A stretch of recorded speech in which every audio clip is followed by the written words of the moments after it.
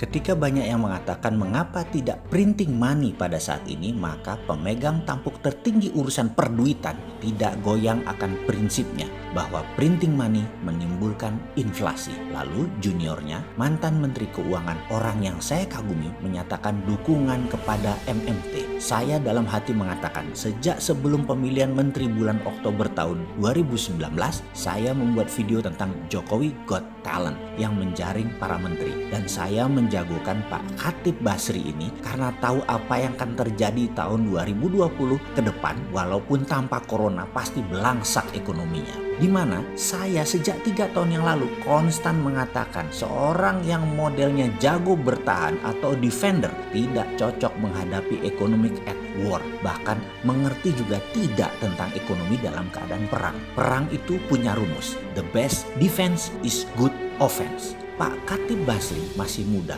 pembelajar, berpengalaman, dan up to date dengan ilmu ekonomi kekinian. Juga MMT sebagai garda terdepan New Economic Model bisa dia pahami. Ada baiknya saya ulangi lagi, walaupun sudah puluhan kali saya mengatakan tentang geopolitik dunia. Sejak Trump dilantik jadi presiden, maka Cina menjadi common enemy dalam tanda petik negara Amerika. Di mana selama 8 tahun Partai Demokrat berkuasa zamannya Obama, Cina adalah mitra utama Amerika. Dan perusahaan Amerika di Cina meningkat dengan banyaknya jabatan orang-orang seperti Joe Biden, Hillary menjadi komisaris perusahaan-perusahaan Amerika di Cina tersebut. Catatan, nanti kalau Joe Biden menang melawan Trump di November 2020, bisa balik lagi hubungan Cina dan Amerikanya membaik. Beda dengan Demokrat menunjuk Sanders tanding lawan Trump. Sanders bukan berperang lawan Cina atau bekerja sama dengan Cina. Tidak keduanya. Sanders punya perangnya sendiri, yaitu melawan climate change. Sejak 2017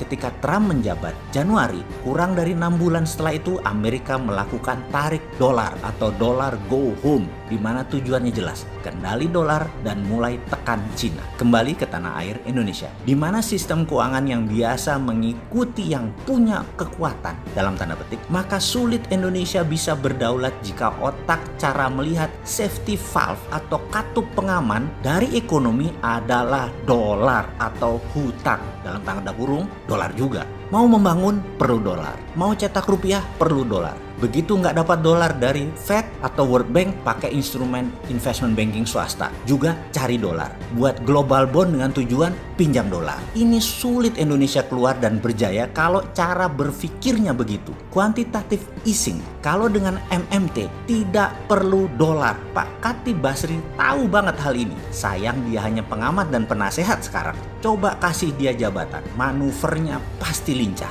Bagaimana ke depan? Pelajaran dasar tentang MMT akan saya urai perlahan. Setuju ya? Kita harus jelaskan tentang kata inflasi sebagai mantra kaum Keynesian. Maka jawaban kita, kaum post Keynesian adalah begini. Inflasi tidak akan ada kalau neracanya balance. Karena inflasi hanya ada kalau mismatch. Mismatch antara barang dengan uang beredar. Jadi selama ada inflasi, kita pertanyakan cara kelola keuangan negaranya. Pasti ada mismatch. Karena itu MMT bukan asal gelontor model bisnis akal-akalan stimulus ekonomi penanggulangan corona yang saat ini diadakan. Nggak sesederhana itu. Harus dibaca dulu. Di mana mismatchnya selama ini? Di mana mismatchnya berdagang, berbisnis, bernegara saat ini selama 6 tahun ini? Catatan keras. Jurus gelontor uang masa krisis beda dengan jurus gelontor uang masa normal. Apalagi jurus gelontor uang masa perang. Ekonomi kanker stadium 1 dan 2 cocok dengan printing money berbasis proyek, yaitu engine industri masih jalan sampai 60%.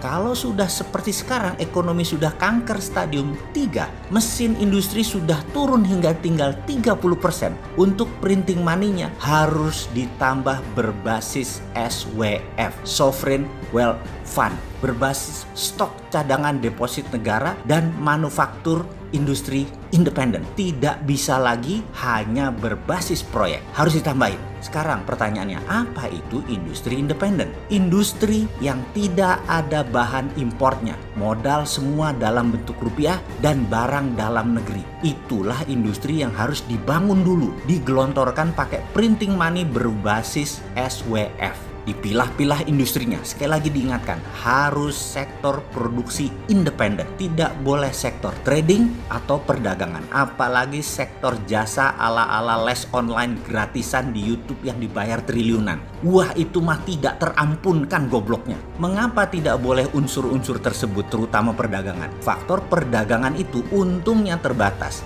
naiknya terbatas. Faktor produksi sebaliknya bisa 10 sampai 20 atau 30 kali naiknya atau untungnya. Ini baru efisien pendanaan printing money untuk sektor produksi. Jadi ngapain sih masih terima asing-asing? Ampun deh ngelolanya. Kapan percaya sama kekuatan bangsa sendiri? Ini bantuan dalam negeri, sudah gigi 5, sudah siap, ayo jalanin.